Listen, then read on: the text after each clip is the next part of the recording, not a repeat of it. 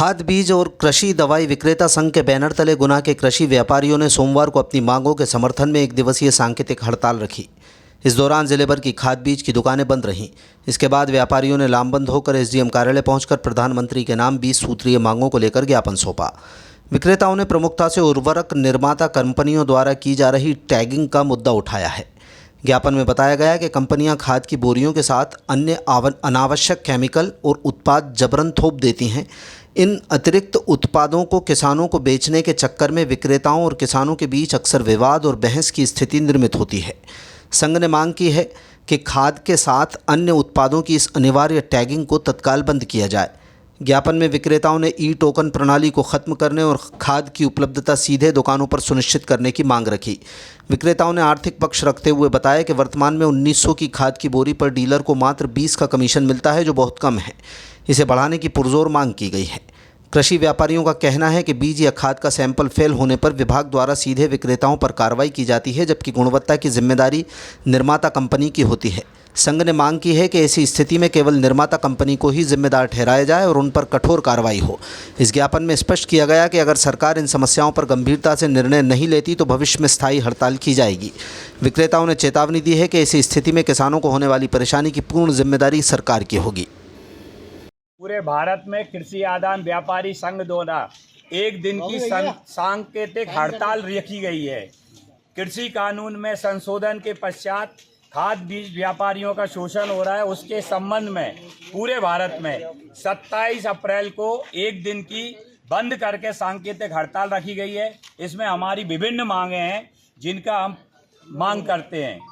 इस मांग में मुख्य रूप से मांग है कि खाद में जो टैगिंग है, लिंकेज प्रणाली है, जो टैगिंग खाद के अलावा जो चीज़ें कंपनियों द्वारा दी जाती हैं वो बंद होना चाहिए।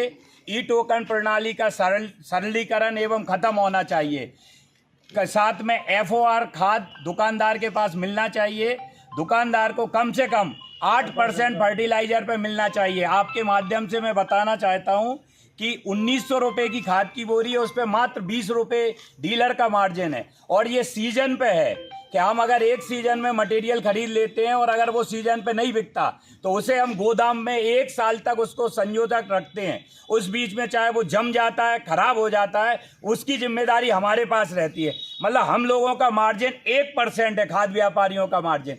दूसरा, बीज नियम का कानून आ गया है। बीज के अगर सैंपल फेल होता है, खाद का सैंपल फेल होता है, तो इसमें हम व्यापारियों की कोई दोष नहीं है, क्योंकि हम निर्माता नहीं हैं, हम सिर्फ विक्रेता हैं। सील पैक मटेरियल हम लेते हैं और उसको बेचते हैं।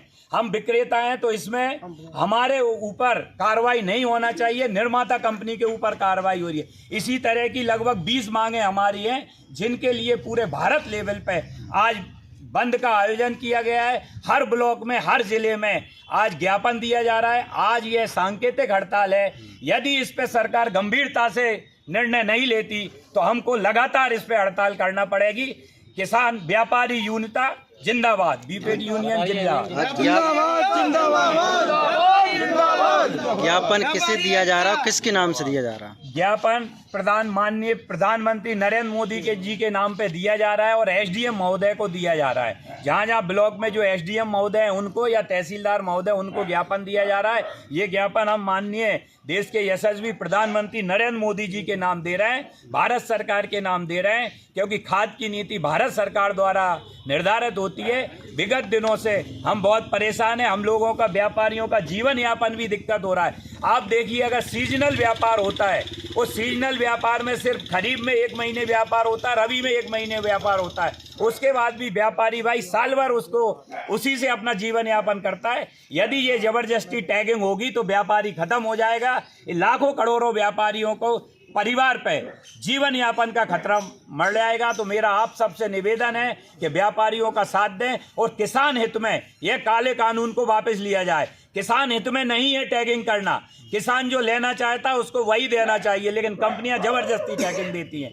आज ई टोकन का भी है। ई टोकन से आप कितना खाद दे रहे हैं, कितना दे रहे हैं। आज फर्टिलाइजर व्यापारी के पास मान लीजिए 1 गाड़ी खाद है, लेकिन वो किसी को अपने आप नहीं दे सकता। कोई आदमी दुकान पे आ रहा है उसको नहीं दे सकता, वो ई टोकन लेके आ रहा है। ई टोकन में पता चला कि उस वक्त ऑनलाइन फेल है या उसका अंगूठा नहीं हो रहा, तो वो किसान क्या करेगा? ऐसी कई विसंगतियां ई टोकन में। ई टोकन प्रणाली दोषपूर्ण है। मेरा सभी से निवेदन है कि ये ई टोकन प्रणाली पूर्ण रूप से बंद होना चाहिए, इस सीजन में बंद होना चाहिए। और ये ई टोकन प्रणाली सिर्फ मध्य प्रदेश में अभी लागू हो रही है, तो मेरा ये कहना है कि अभी इस ई टोकन प्रणाली को पूर्ण रूप से विराम देना चाहिए और हमारी मांगों को ध्यान देना चाहिए, वरना लाखों व्यापारी जो कि अपनी पूंजी लगा के किसानों के हित में माल खरीद के रखते हैं, फिर बिके नहीं बिके जो किसानों के ऊपर डिपेंड है, वो लाखों व्यापारी जो देश हित में मदद कर रहे हैं, वो भूखन मरने की नौबत आएगा।